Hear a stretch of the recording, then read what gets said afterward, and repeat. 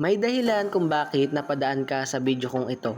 Dahil alam ko na naghahanap ka ng mura at abot kayang rent-own house para sa sarili mo or kaya para sa pamilya mo. Welcome po sa bagong project ni Linville at ito nga po ang aming Chloe 2-story row house na located po sa Barangay San Antonio 1, San Pablo, Laguna. Itong project na po ito ay under 4PH program kaya siguradong mura ang monthly at makakatipid kayo. Ang bahay po na ito ay may 36 square meter lot area at merong 40 square meter floor area. Basic finish na rin po ang turnover dito or livable na kung tawagin. Dito sa bandang harap ay may extra 1.5 meters kayo for extension or pwedeng balcony or kaya parkingan ng motor. Sa bandang likod naman pwede din ang service area kasi 2 meters wide pa yun nandun.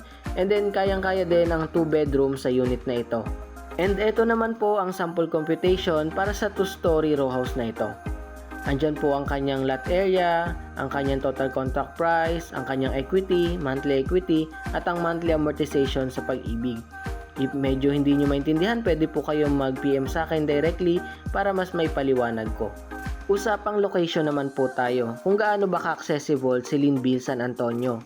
From gate is along the highway lang po ang ating site.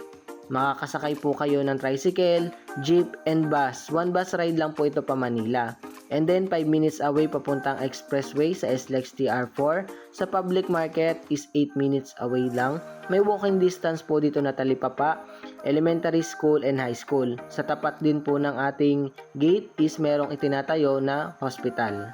Diba? Sobrang accessible at affordable ng project na ito. Kaya kung ako sa'yo, dito ka na mag-invest kay Linville dahil sigurado may patutunguhan ang mga pinaghihirapan mo. 9,000 pataas lang po ang required income at 3,000 ang reservation fee, magkakaroon ka na ng sarili mong bahay at lupa. Excited ka na ba magkaroon ng sariling property? Tara po, tripping tayo!